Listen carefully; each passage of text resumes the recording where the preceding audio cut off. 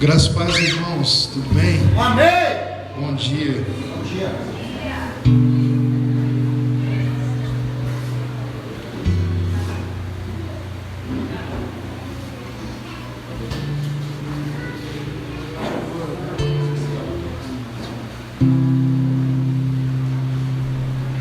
Nessa manhã, queridos,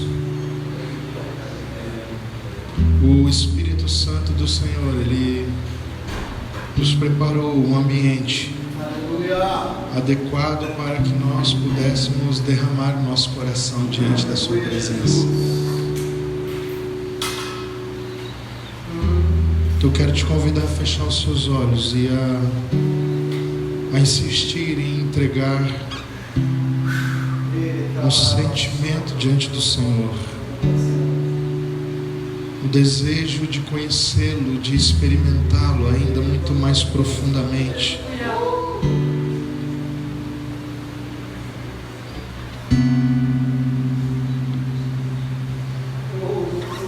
Derrame o seu coração diante de Sua presença.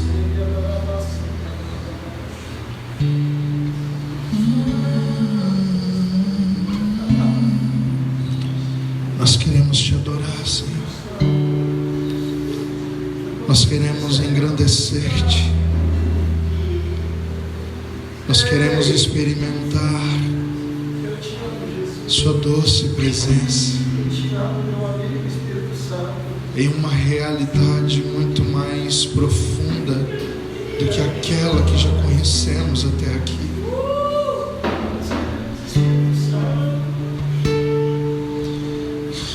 Deixa-nos nessa manhã entrarmos num lugar muito mais profundo em Ti. Permite-nos nessa manhã acessarmos as águas mais profundas.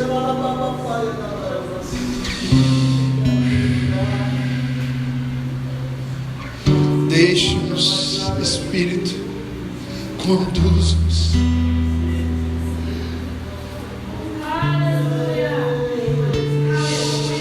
Conduz-nos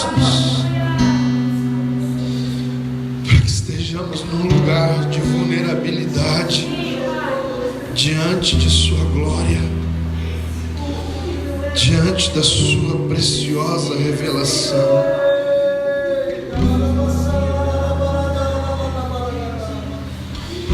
Deixa-nos olhar em Teus olhos de amor.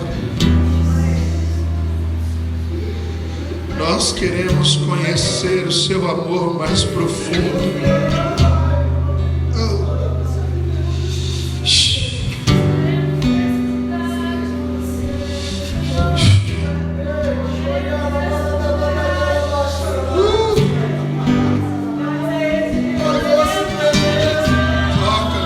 Toca-nos nessa manhã com Teu amor.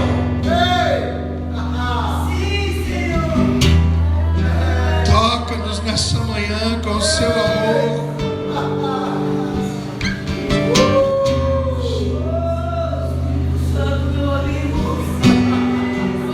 Toca-nos nessa manhã. A nossa presença é real.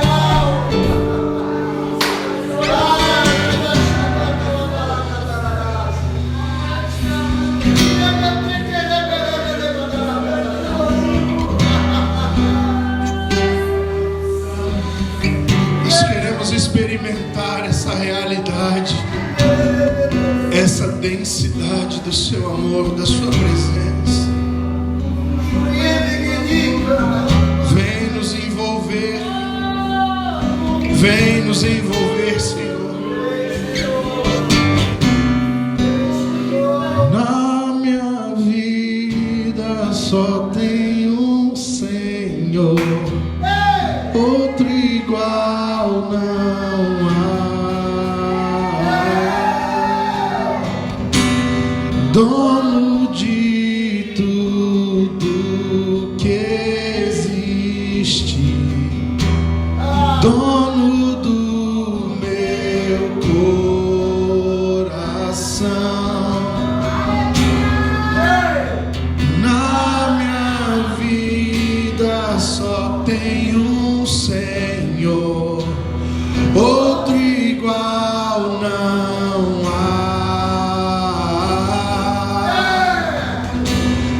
dono de tudo que existe, dono do meu coração, com todo o meu coração, com toda a força que há em mim, minha vida inteira é pra te conhecer.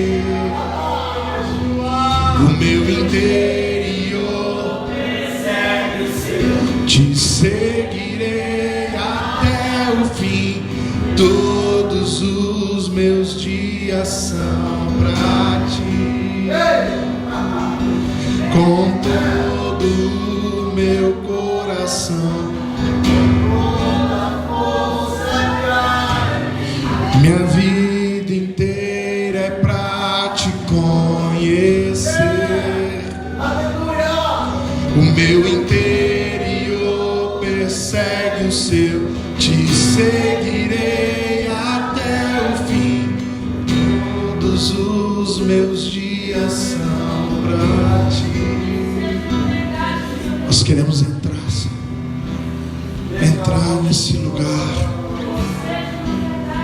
em que a sua revelação nos captura, em que a sua revelação nos fascina, em que a sua revelação nos atrai, em que a sua revelação domina o nosso ser, de dentro para fora, Senhor. Faz isso aqui em nós hoje, de dentro para fora.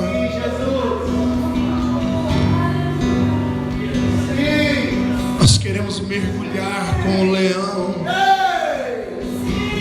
nas águas mais profundas.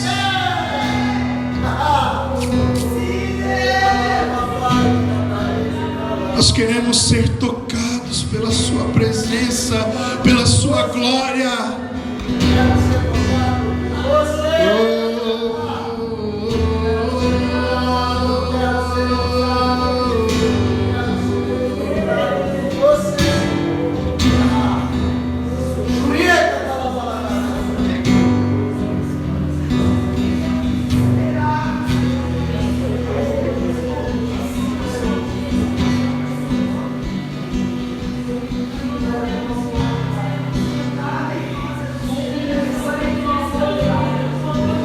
Vamos olhar nos seus olhos. Feche seus olhos.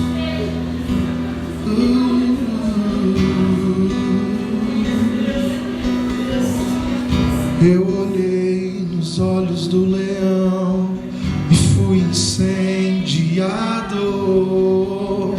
Eu olhei nos olhos do leão e fui incendiado. Eu olhei nos olhos do leão e fui incendiado. Eu olhei nos olhos do leão e fui incendiado.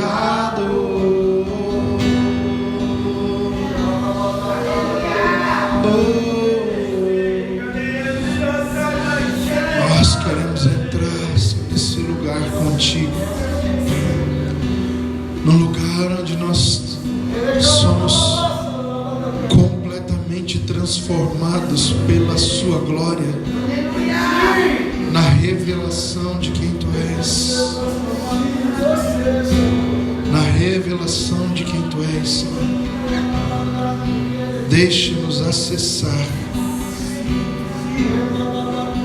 deixe-nos desfrutar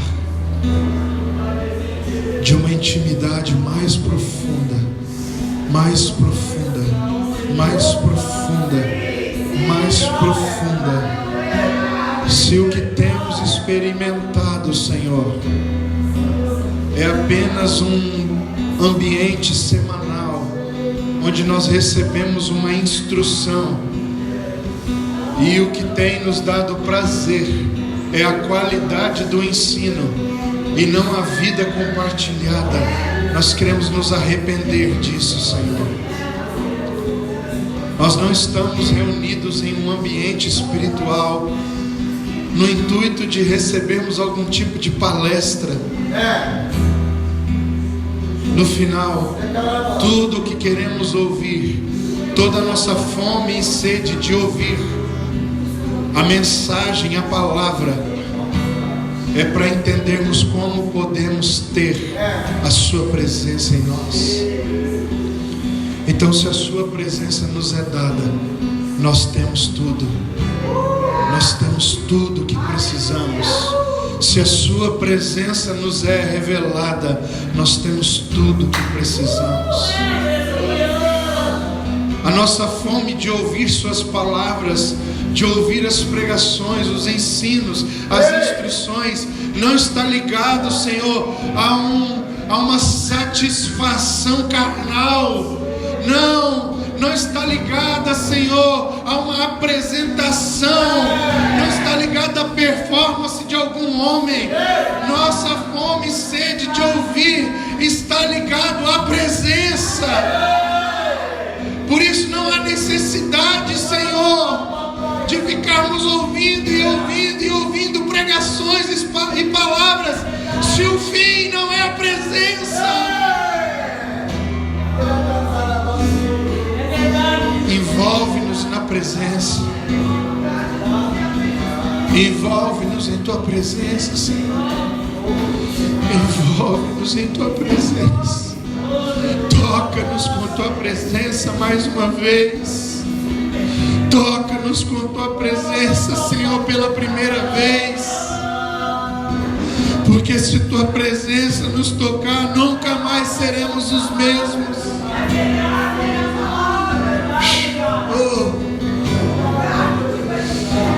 Toca-nos com tua presença.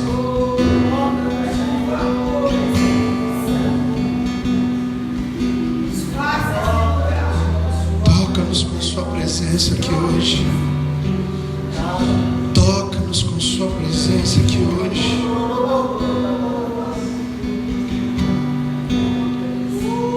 Sua presença é tudo que eu preciso. Sua presença é tudo que eu preciso.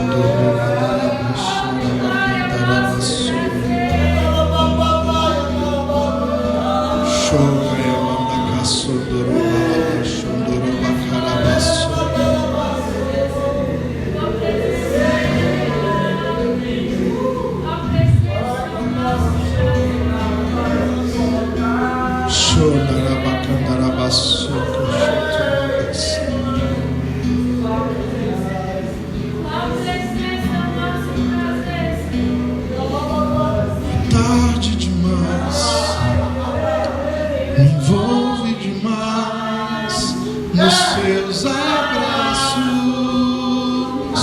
e nos seus beijos. É tarde demais, me envolve demais na tua voz.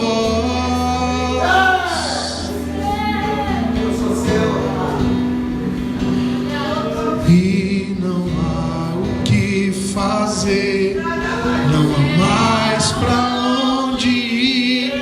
Já era, eu sou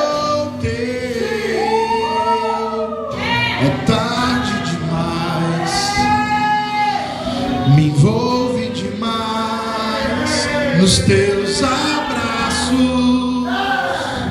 e nos seus beijos, e não há o que fazer, não tem mais pra onde ir, já era, eu sou teu e não há o que fazer, não tem mais pra onde ir, já era, eu sou teu.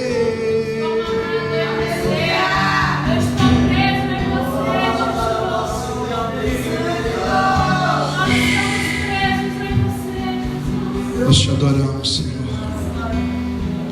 por tudo que Tu és, em nome de Jesus. Amém, queridos. Amém. A presença é tudo de que precisamos. Se nós tivermos a Sua presença, nós não precisamos de mais nada.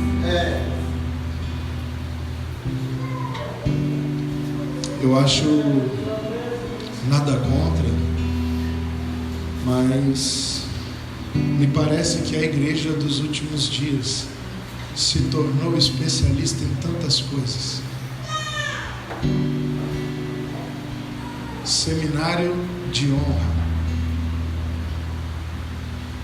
E é lícito, é legítimo ensinarmos a igreja sobre isso. Parabéns para quem está ensinando a igreja sobre honra. Não há nenhum problema nisso.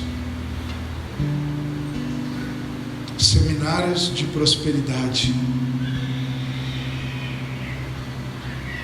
Muito bom. Nós podemos ser prósperos.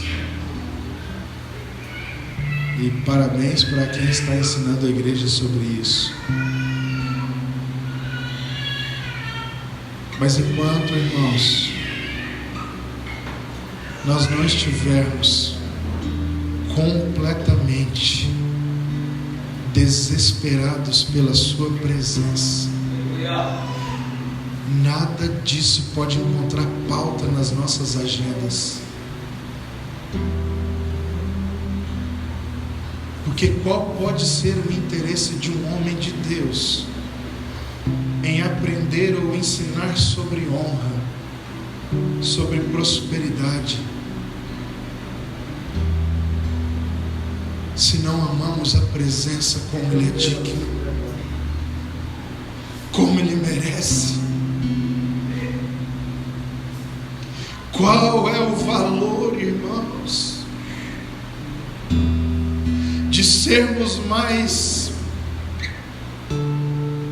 capacitados em lidar com as coisas da terra, se não estamos ainda quebrados, desesperados por aquele que é e que sempre será? Como podemos permitir que as coisas passageiras que fazem com que a nossa vida neste mundo seja melhor, esteja antes em nossa agenda, em nossa prioridade, em nosso coração, do que desfrutarmos da Sua doce presença, da Sua amizade?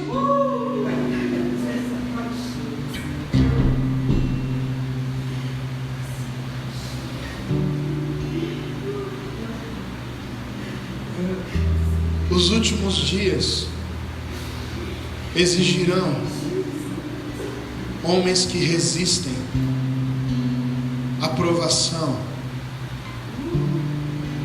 à perseguição, à escassez. E só tem um tipo de homem nos últimos dias que vai resistir. É aqueles em que a presença basta. Porque nos últimos dias poderão sorrateiramente tirar toda a economia que ainda fizemos, podem nos deixar sem casa, podem entrar em nossas casas e queimar as nossas casas.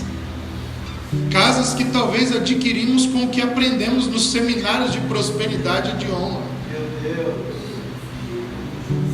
Os últimos dias não exigirão de homens e mulheres que sabem como fazer as coisas funcionar.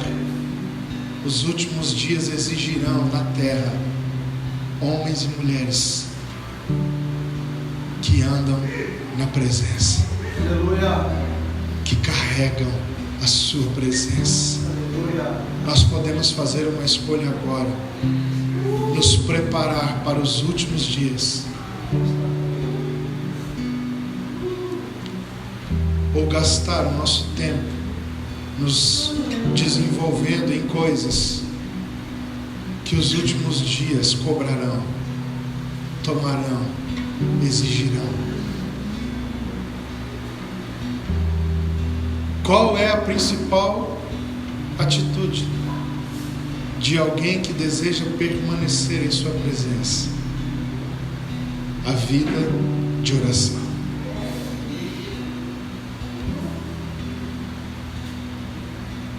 Sabe o que eu quero sugerir para vocês, irmãos, nesse ano? Rasguem as suas agendas. Aleluia. Rasguem os seus planejamentos. E como igreja, se reúnam em torno de uma coisa só, até que todos estejam aprendendo a orar. Não há nada que importe mais nos últimos dias do que homens e mulheres que se tornaram homens e mulheres de oração. Aleluia.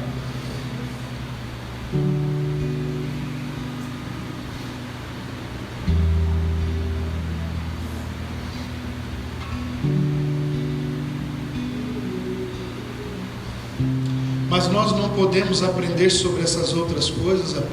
Claro que podemos. É lícito, é bom. Mas você já deu pelo menos alguns passos sobre amar a sua presença e desfrutar da sua presença? Porque de que valor há, por exemplo, aprender princípios de honra que vão destravar sua vida sem a presença de Deus? Para que saber como ganhar mais dinheiro com Deus, se você não tem a sua presença? Então a coisa mais importante é a presença. Porque se é para aprender como é que da parte de Deus se administra corretamente o dinheiro, as finanças, e o fim disso não é a própria presença de Deus, é melhor, irmãos, que nós possamos usar os métodos do mundo.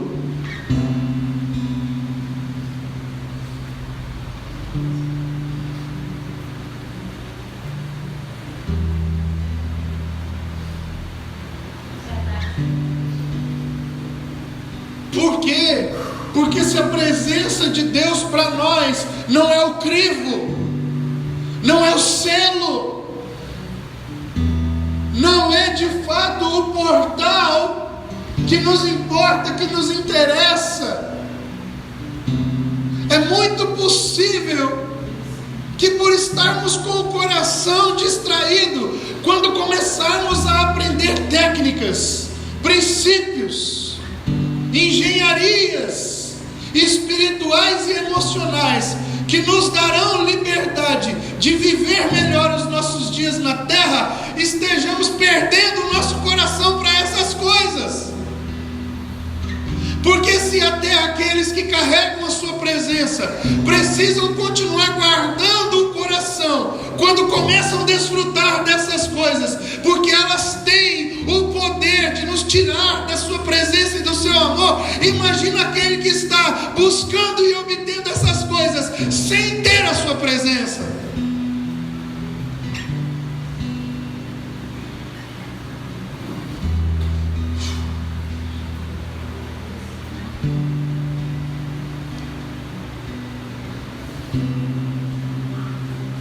Escute,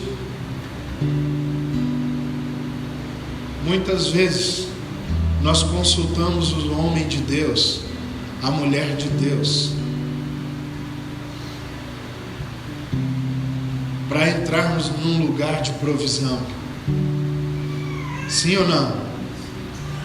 Mas poucas vezes nós consultamos o homem e a mulher de Deus sobre o que fazer depois de alcançarmos a provisão. Sabe por quê? Porque isso revela onde está o nosso coração. Almejamos o bem, a comodidade, e por isso, quando obtemos, negligenciamos a humildade de coração. Se você consultou o homem de Deus e a mulher de Deus para acessar um nível superior, não deixe de consultar o homem de Deus e a mulher de Deus para o que fazer depois que o nível superior chegou, porque isso mostra um coração quebrantado, isso mostra um coração ensinável, não o contrário, porque o contrário disso mostra um coração obstinado, mostra um coração caído, revela, meu irmão, um coração aprisionado nas coisas dessa vida. Então, quando nós tomamos algumas atitudes nesse padrão que eu tenho apresentado hoje para vocês, isso na verdade está evidenciando. O que isso está evidenciando? Evidenciando que nós usamos o homem e a mulher de Deus, e consequentemente mostra que na presença de Deus nós estamos tentando usar o Senhor para alcançar aquilo que desejamos. E todas as vezes que eu tento usar o Senhor para alcançar aquilo que desejo, eu estou indo na direção do precipício. Ainda que provisoriamente eu alcance benesses, eu alcance os bens, eu alcance as coisas dessa vida, a oração continua sendo a coisa mais importante. Porque a oração vai garantir em nós de que primeiro o nosso coração esteja guardado por sua presença, para que seja na escassez, ou seja, na abundância, nós possamos nos manter concentrados em uma coisa só, para podermos dizer como o apóstolo Paulo: eu aprendi a ter tudo, mas também a não ter nada. Aleluia. Porque eu continuo tendo a mesma coisa que importa, a sua presença. Quantos estão entendendo aqui, irmãos? Aleluia.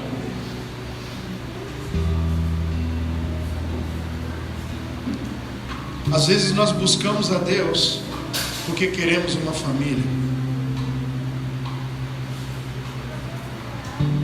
e isso é bom. Se você faz isso, palmas para você, parabéns. Mas tem uma coisa, irmão, que vem antes de você buscar a Deus para ter uma família. Você precisa ser um homem de Deus, uma mulher de Deus. E para ser um homem de Deus, uma mulher de Deus, você precisa buscar o Senhor pelo Senhor e não pela família.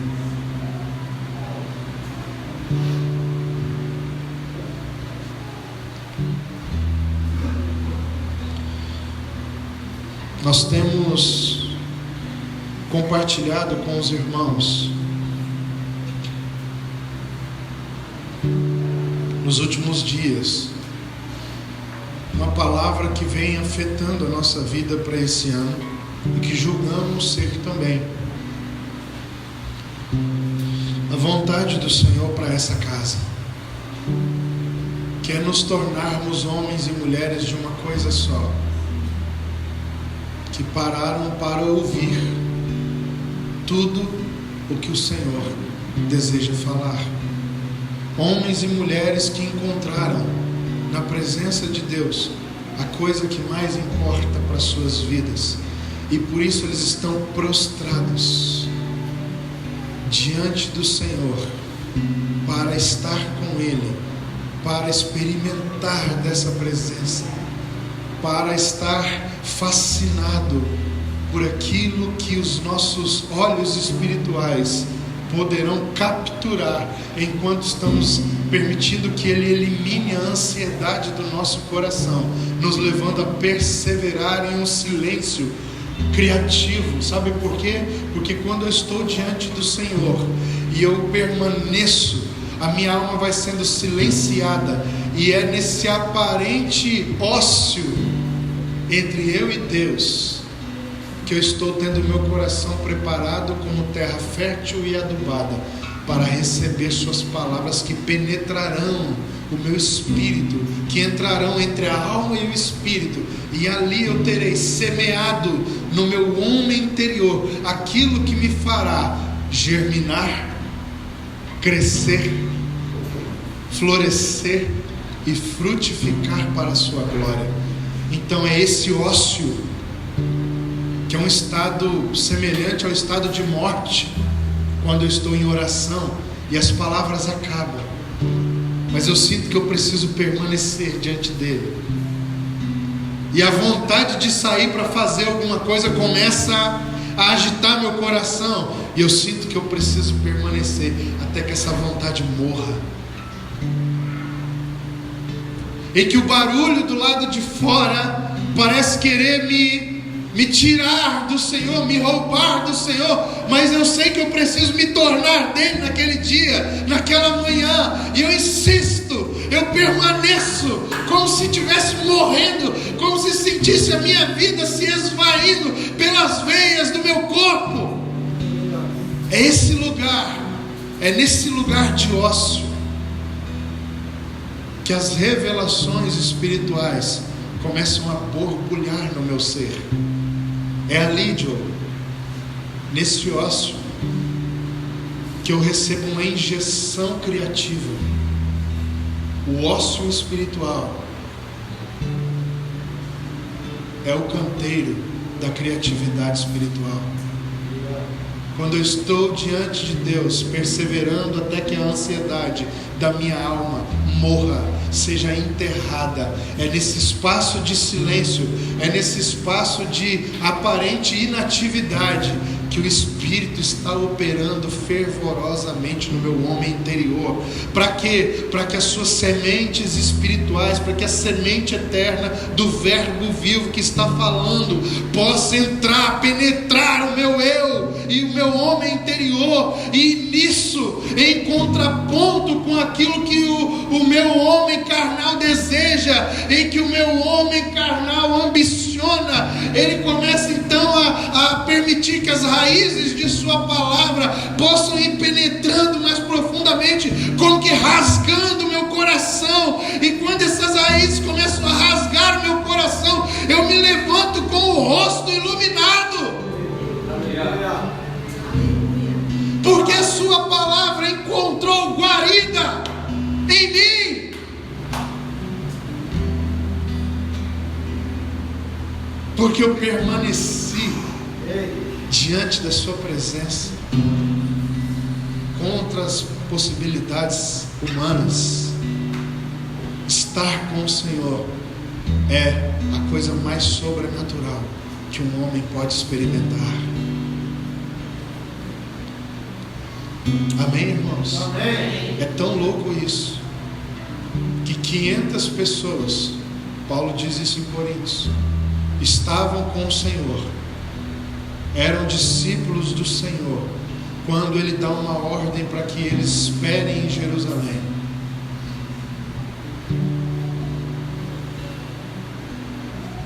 Sabe quantos dias eles esperaram?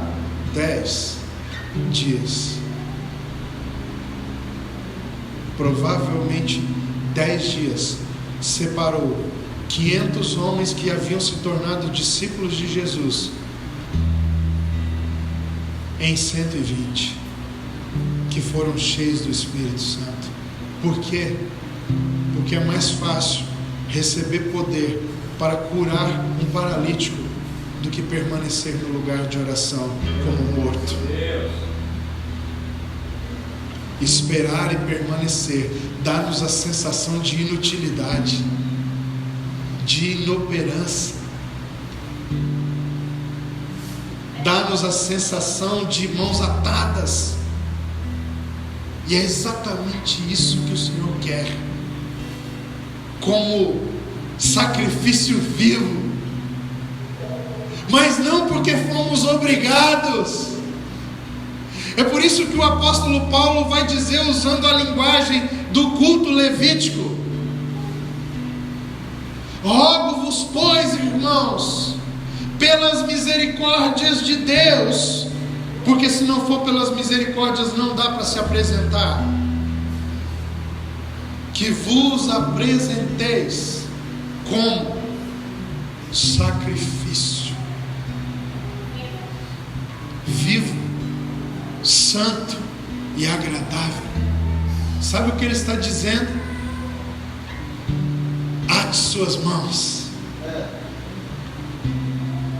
para que não haja esperneio nenhum, e vá consciente da sua oferta ao Senhor.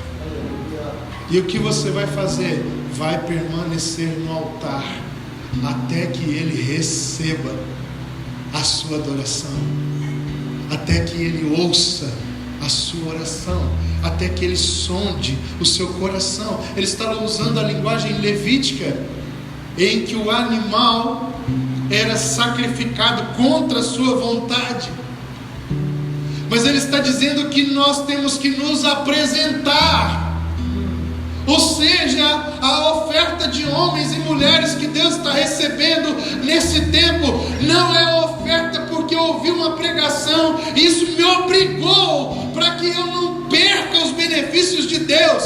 Não, ainda que nenhum benefício esteja sendo prometido, eu mesmo estou amarrando as minhas mãos, estou indo até o seu altar voluntariamente. Culto racional não é culto organizado, ainda que não tenha problema nenhum com o culto organizado. É bom que o culto seja organizado, mas culto racional é um culto onde a presença de Deus é tão importante que não é necessário pressionar ninguém para se oferecer. Todos estão entregues voluntariamente. Apresenteis os vossos corpos. Não, que apresenteis o vosso corpo como sacrifício vivo, santo e agradável, porque é o corpo de Cristo que Ele está ordenando que seja apresentado. E quem é o corpo de Cristo? O corpo de Cristo é a reunião de todos aqueles que foram lavados e remidos pelo sangue de Jesus, por crerem no seu sacrifício, recebendo então a natureza espiritual de Filho de Deus, pelo selo do Espírito, e que agora pelas suas misericórdias estão sendo habilitados como pedras vivas a formar a casa espiritual na qual Deus deseja habitar no fim. E para me tornar essa edificação, Paulo está me dando um mecanismo. E qual é o mecanismo? De me apresentar. Porque quando eu apresento a minha vida, eu estou cooperando para que o corpo de Cristo seja oferecido a Ele como oferta. Você está entendendo isso, irmão? Não é possível.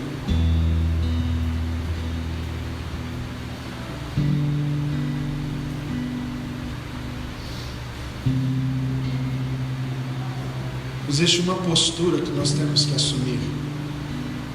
A igreja dos últimos dias será uma casa de oração para todos os povos. Essa é a essência da igreja do Senhor. E quando fala casa de oração, nós pensamos logo num rito, numa liturgia. Mas quando ele diz casa de oração, na verdade o que é que ele está dizendo? É um lugar onde a comunhão com Deus é a única coisa que importa. Casa de oração é casa de intimidade.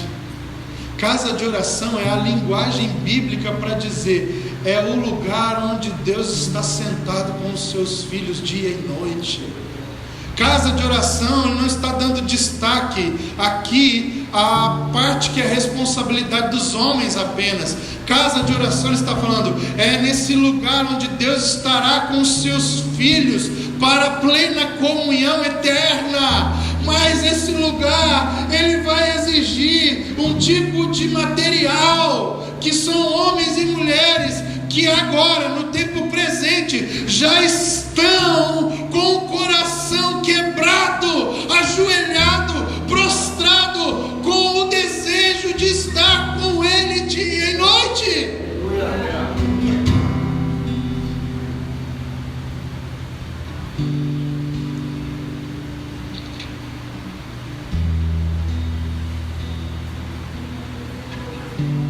Casa de oração não é uma referência a uma liturgia, a um ritual, a um método. Casa de oração é um tipo de gente que se reúne como família, em que a presença de Deus é tudo para eles. Oração fala de comunhão.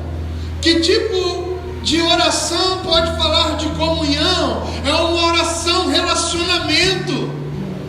Então é uma casa de relacionamento com o Pai.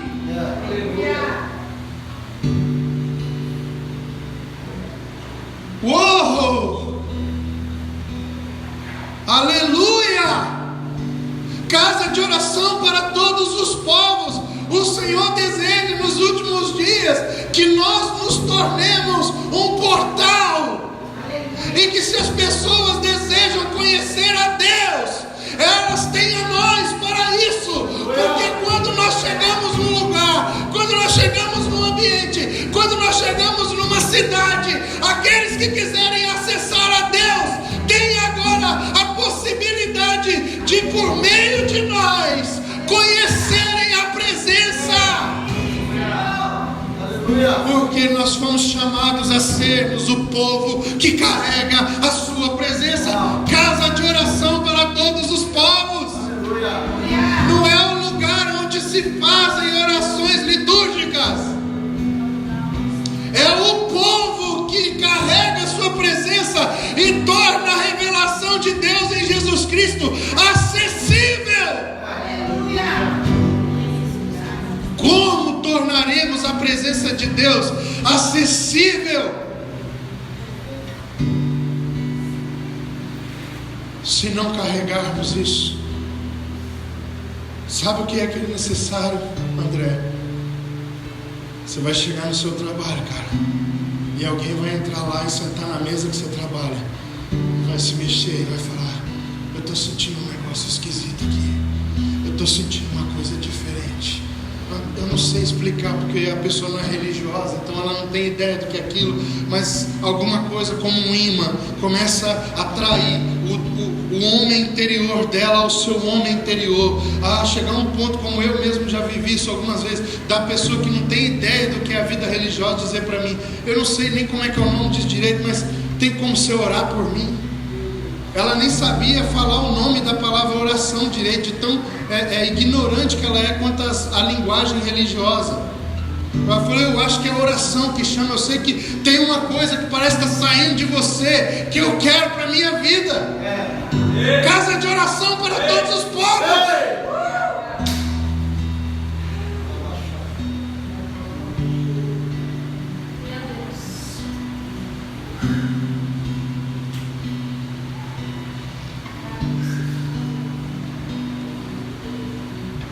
Um dia eu estava sentado no sofá da casa da minha mãe. Eu morava em uma cidade, minha mãe em outra. E ali eu passei a manhã ali com comunhão com o Senhor. Cara, a presença veio na sala assim aberta, sala de estar, no sofá, e eu fiquei ali no tapete caído, com a Bíblia, orando e chapando na presença de Deus. Quando foi depois do almoço, 2 amigos meus de infância, do mundo pesado, me ligaram e falaram: você está na cidade? Tô. A gente quer te ver, vamos tomar um tereré, bora. Eu estava lá na sala ainda, isso já era depois do almoço. A presença de Deus, irmãos. Eu nunca tinha encontrado aqueles amigos de infância desde quando eu havia entregado a minha vida a Cristo. Foi a primeira vez. Eles 2 chegaram. E aí, tudo bem? Tudo. Vamos ali na sala. Já fiz o tereré. Irmãos, quando eu entrei com eles na sala, eles começaram a olhar um para o outro, falando: cara, você está sentindo um negócio esquisito?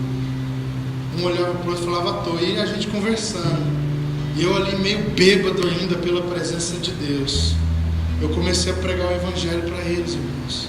Eu falei: cara, você está esquisito, você está diferente. Está rolando uma conversa na cidade aí que você agora é crente, isso é verdade? Eu falei: não sou crente. Eu amo a presença de Deus.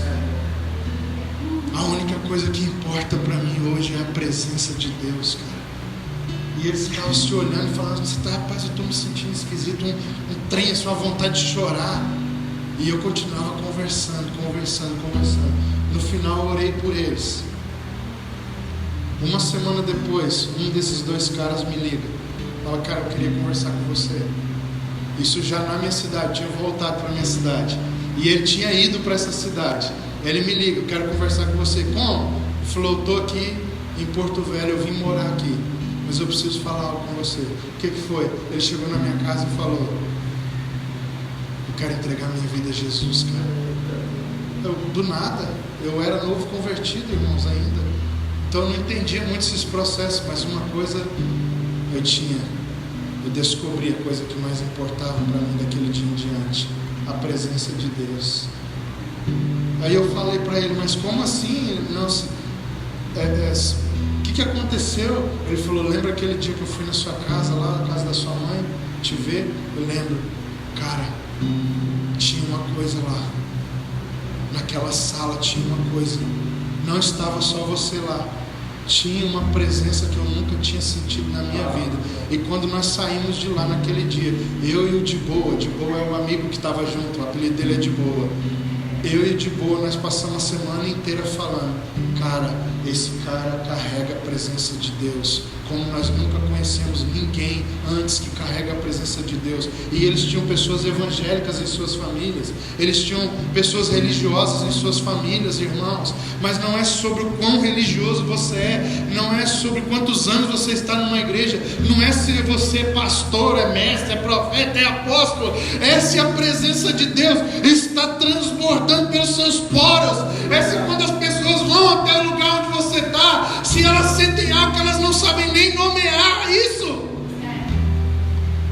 E aquele cara se ajoelhou aos meus pés, chorando, e falou: eu não sei o que fazer, eu não sei como faz isso, mas a partir de hoje eu quero o que você tem, eu quero essa presença. Aí eu falei: o nome dessa presença é Jesus, é o Espírito Santo. É isso que você quer? Ele disse: é isso que eu quero. Eu falei: então eu vou orar por você. E desse dia em diante esse irmão começou a andar comigo. Nós passamos 2 anos evangelizando nas ruas da cidade de noite.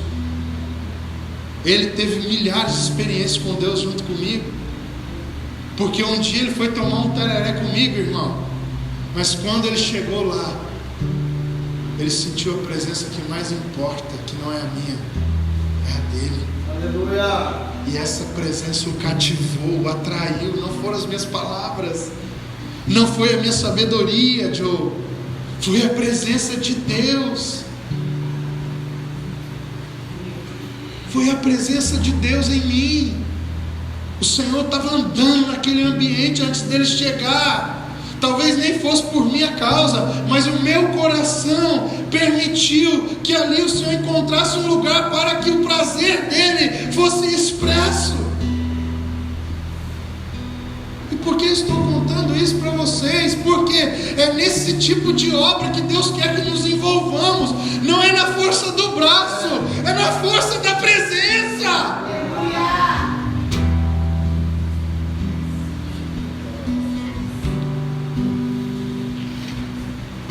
Até hoje esse irmão caminha com Jesus. Ele pode ter tido qualquer percalço na vida dele, só que ele tem uma marca. Ele pode até se esfriar, mas ele foi marcado, cara. Esse cara sabe qual é a coisa que mais importa. Ele nunca vai se esquecer. Ele pode ter tido qualquer desafio na vida dele, pode ter ainda nos próximos anos. Uma coisa é certa: nunca ele se esquecerá da primeira vez em que ele experimentou a presença de Deus e ele nem sabia o que era isso. Sabe, as nossas igrejas estão se enchendo de pessoas que foram atraídos por algo legal, por algo que a gente fez, por algo que a gente aprendeu numa escola, num seminário, foi lá e aplicou. Isso dá resultado, dá êxito. Parabéns, muito bom. Sabe o que está faltando? São filhos espirituais que nasceram por causa da presença, que nasceram pela presença, cara. Preguem o evangelho da presença, irmãos. Preguem o evangelho da presença, por favor. Nós não queremos encher o espaço de pessoas que aderiram à nossa visão, que se tornaram tabeonitas. Não, irmãos.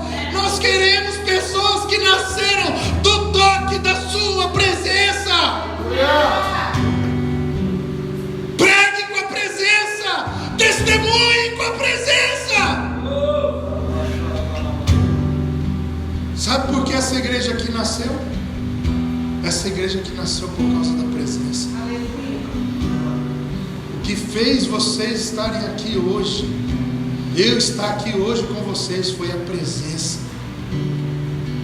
Procurem saber a história dessa igreja, como essa igreja nasceu, como foi que as coisas aconteceram lá no início de tudo. A pergunta é: vocês estão preservando, guardando o DNA que fez vocês nascerem, a célula embrionária?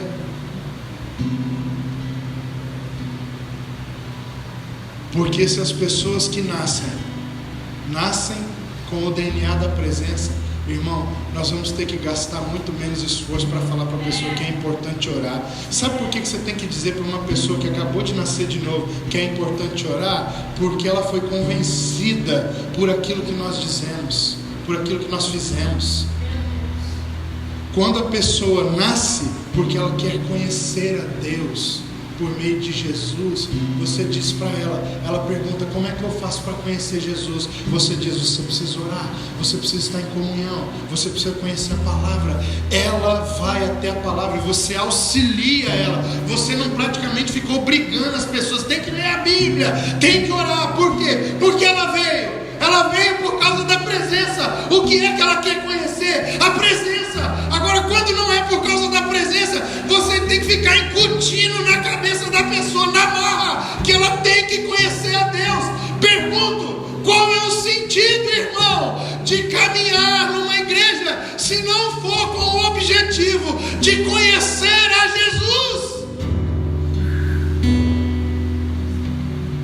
É porque a igreja é um lugar bom para criar seus filhos. Se torne sócio de um clube.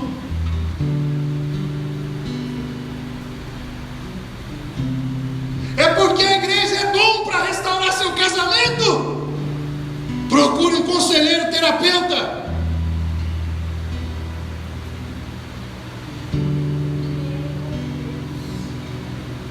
A igreja é a reunião daqueles que encontraram a pérola de grande valor, Jesus Cristo. E porque eles experimentaram, agora eles querem prosseguir em conhecer, em ter intimidade, em ser do seu amado. Isso traz alterações na minha família? Traz, porque eu estou conhecendo Jesus, e quando eu conheço Jesus eu vou me tornando parecido com Ele. E quando a mulher começa a conviver com um cara que parece Jesus dentro de casa, o casamento é impactado, irmão. Aleluia! Quer um curso de casal? Em 30 segundos, leia os evangelhos e obedeça. Seu casamento vai mudar para sempre. Faça o que Jesus fez. Simples. Não precisa saber mais nada.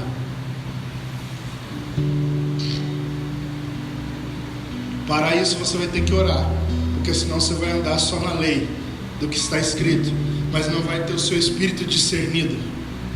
Então você precisa da palavra que sai da boca. Dente. Faça isso, tua mulher vai ser casada com o melhor cara do mundo. Faça isso, teu marido vai ser o cara mais realizado da face da terra.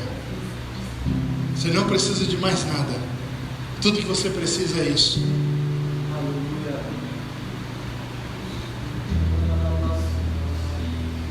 A igreja é a reunião daqueles que estão dispostos a perder qualquer coisa para ganhar a Cristo e conhecê-lo e o poder da sua ressurreição. Qualquer outra coisa secundária que dispute isso no coração de uma congregação está desviando ela do seu propósito.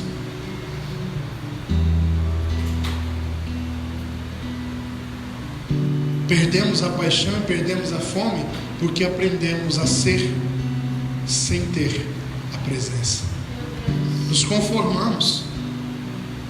Discursos como: eu sei que Jesus está aqui, eu não preciso sentir nada, são discursos verdadeiros, mas que têm a sutileza do desvio no coração, de que a presença de Deus não é mais tudo o que importa. Basta ter a consciência de saber que Ele prometeu que estaria. Ele prometeu que estaria presente sem se fazer perceptível? Eu acho que não.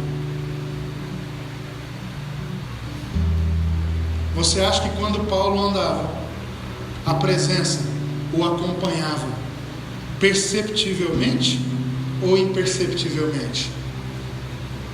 Responde. Perceptivelmente. E para nós é diferente? Não pode ser. Bom, se pode ser para você, eu até entendo e respeito isso. Para mim, não pode ser. Nem todos os dias é perceptível, mas eu busco para que seja. Eu quero que seja, porque se você já experimentou uma vez, irmão, você sabe do que eu estou falando. Cara, você sabe do que eu estou falando. Quando Ele vem de maneira perceptível, é tudo diferente, cara. Quando sinto seu toque, é tudo diferente. Sabe aquela conversa que a gente tem às vezes com alguém, que até parece que a pessoa tem razão, mas a gente resiste em aceitar? Quando a presença vem, irmão, ele vai começar a falar, você já está quebrado, derretido, porque a presença constrange, convence. Não é necessário força.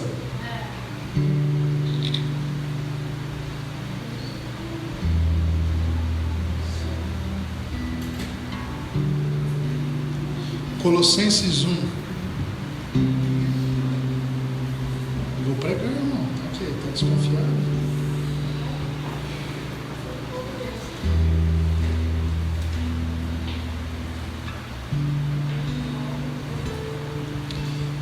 Lembra que eu falei de 3 textos no primeiro dia? Sim. Nós falamos de Hebreus. Quem lembra? Hebreus o quê? Então? 3:2 ao 6. Ao 6 não, né? 9? Sei lá. 3, do 1 ao 11. Do 1 ao 11. Falamos do que mais?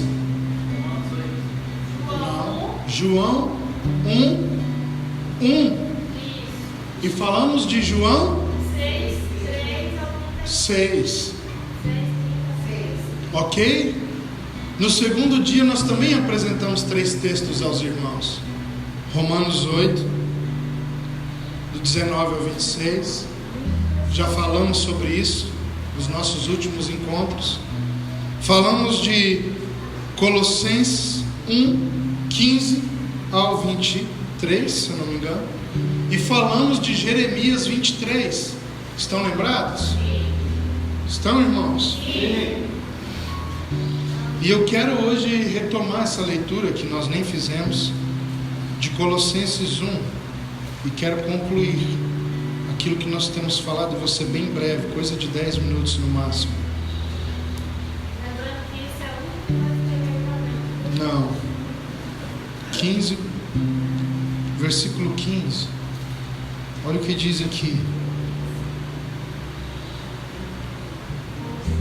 Este é a imagem do Deus invisível, o primogênito de toda a criação, pois nele foram criadas todas as coisas, nos céus e sobre a terra, as visíveis e as invisíveis, sejam tronos, sejam soberanias, quer principados, quer potestades, tudo foi criado por meio dele e para ele.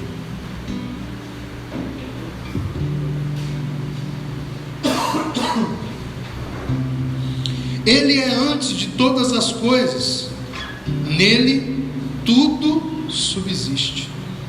Ele é a cabeça do corpo, da igreja. Ele é o princípio, o primogênito de entre os mortos, para em todas as coisas ter a primazia. Porque aprouve a Deus que nele residisse toda a plenitude, e que, havendo feito a paz pelo sangue da sua cruz, por meio dele, reconciliasse consigo mesmo todas as coisas, quer sobre a terra, quer sobre os céus. Que texto!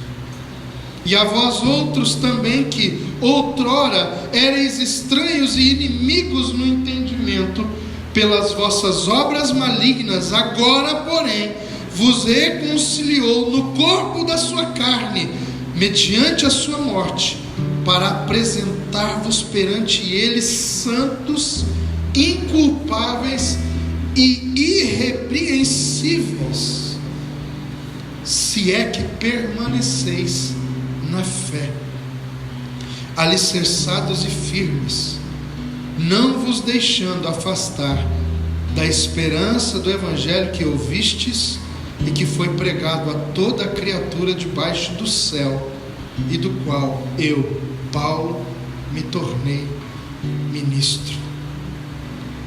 Uma das declarações mais profundas de todo o Novo Testamento. Agora, como eu disse que quero ser muito rápido, o que eu queria mostrar para vocês?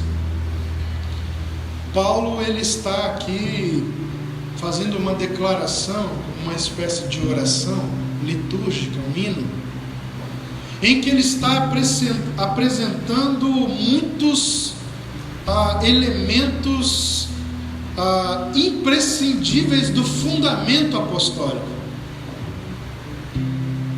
Mas nós estamos olhando para a perspectiva da oração. Mas se você ler cuidadosamente esse texto, quantos segredos estão escondidos nisso? Ele fala da encarnação, fala do sacrifício, ele fala do Cristo eterno. Basicamente, esse texto cristocêntrico, ele vai nos apresentar que o padrão da nossa vida de comunhão com Deus está ligado diretamente, só pode subsistir estando completamente arraigado, alicerçado em Cristo. Cristo não é apenas o fundamento do mundo, não é apenas o fundamento da criação. Cristo é o fundamento da nossa oração, o fundamento da nossa comunhão com Deus e da comunhão com o outro. Uau! Paulo está basicamente nos chamando para entrarmos em um nível de devoção onde a nossa experiência com Deus comece em Cristo e termine em Cristo.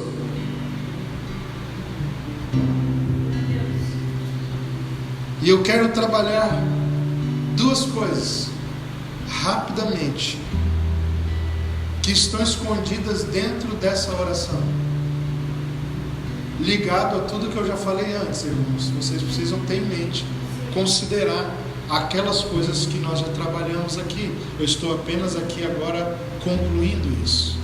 A primeira coisa é que a oração contrapõe toda a ideia de glamour. A oração contrapõe toda a ideia de vislumbre religioso, toda a ambição do coração humano. A oração, a vida de oração, ela dilacera a necessidade humana de performance. Seja sincero, olhe para mim com muito amor, irmãos. Se nós fôssemos aqui em 50 igrejas na cidade,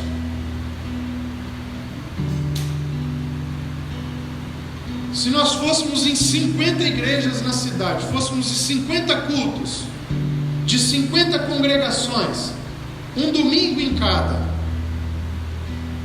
nas reuniões nós observaríamos uma expressão simples ou glamurosa? Você não precisa responder, só pense nisso. Encontraríamos, eu acredito, simples e glamurosas, mas proporcionalmente, o que mais encontraríamos? Glamour ou simplicidade? Ostentação ou realidade?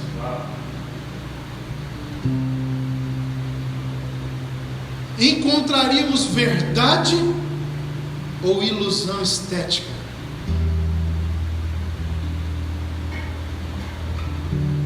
Reflita comigo.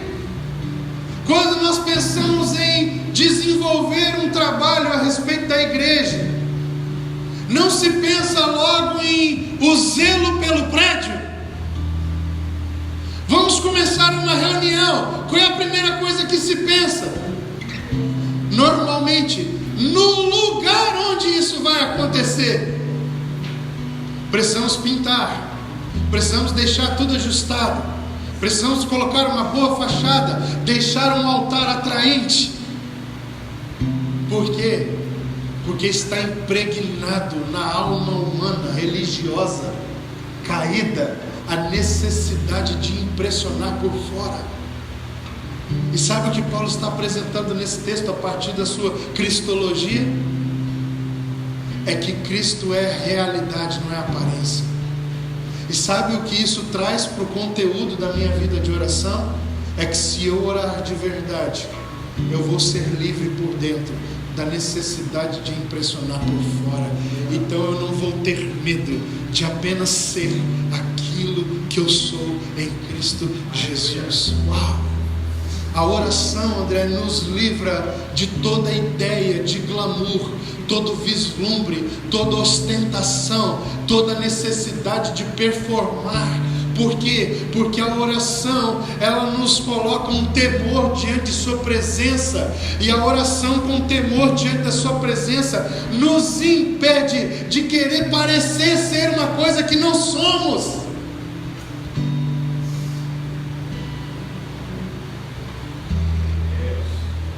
A oração é a chave de Deus para impregnar em nós a espiritualidade do manso e humilde de coração, cara.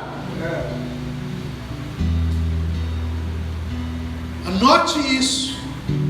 A oração nos livra da ideia de glamour, ostentação, vislumbre da nossa vida. As pessoas se vestem para impressionar? Sim ou não? Sim ou não, irmãos? Sim. Não? Sim. Você acha que as pessoas se vestem apenas pelo seu bem-estar? Ou elas se vestem para causar impressões? Você acha que as pessoas compram carros por causa da necessidade? Por causa da utilidade do carro? Ou por causa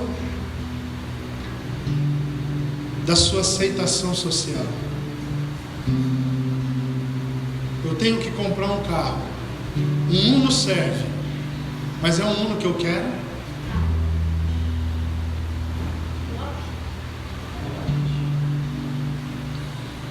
Normalmente as pessoas fazem escolhas que está ligado à sua aceitação social.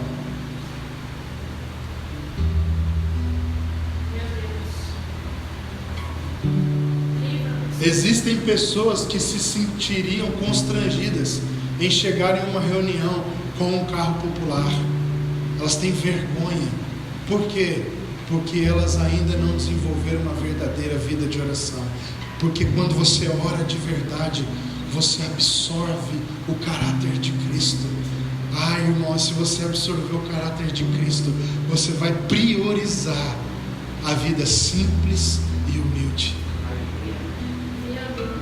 livre das necessidades desses confetes sociais, porque você se torna tão inteiro por dentro, você se torna tão preenchido por dentro, que não importa, inclusive, se você chega num ambiente com uma roupa mais simples do que as pessoas lá estarão, e elas vão te julgar, te depreciar. Você não se incomoda nem com esse juízo. Você é tão livre por dentro, por meio da oração, que nem sabendo que isso vai acontecer, e acontecendo, você tem medo de estar lá, porque você é o que você é, e quem te tornou isso é Cristo.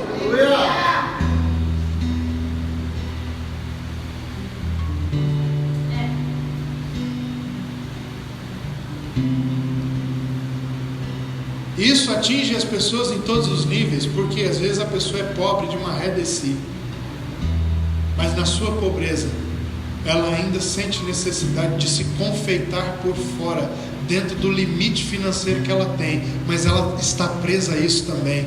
Então o que define glamour, ostentação, performance, vislumbre, não está ligado à possibilidade financeira que eu tenho do lado de fora, mas o vazio que eu ainda tenho pelo lado de dentro. E a oração me conecta a essa espiritualidade eterna, em que o caráter de Cristo é transferido sobre mim, e agora o que me governa não são os buracos existenciais que eu tenho, não são as carências emocionais que eu tenho, é o Filho de Deus vivo em mim, cara.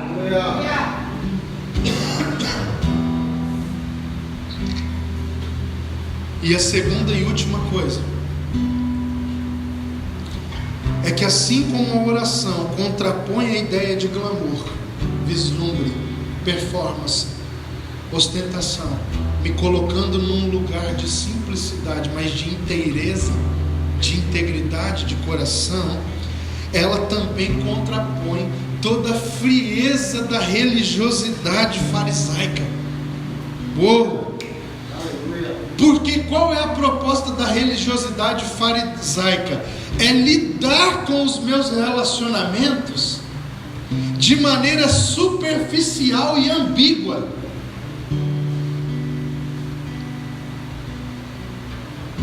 Por quê? Porque a religiosidade farisaica, ela tem a necessidade de ser a última palavra nos relacionamentos, fazendo com que as relações no ambiente de religiosidade farisaica sejam frias. Por quê, pastora? Porque elas são superficiais e ambíguas, ou seja, elas são cheias de pontos escuros. Porque para ter a última palavra, eu necessito esconder de você quem eu sou e me apresentar com uma pompa superior àquela que eu de fato sou.